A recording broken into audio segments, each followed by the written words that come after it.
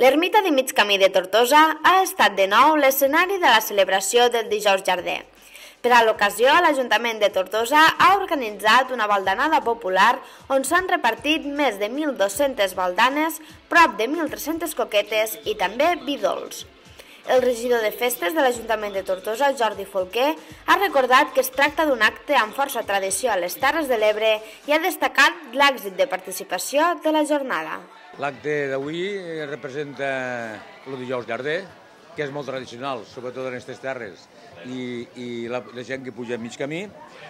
Hi haurà unes 1.200 baldanes, o 1.400, hi haurà també 1.300-1.400 coquetes, vi, i llavors la gent que hi ha aquí dalt confiem que sigui un èxit total i absolut.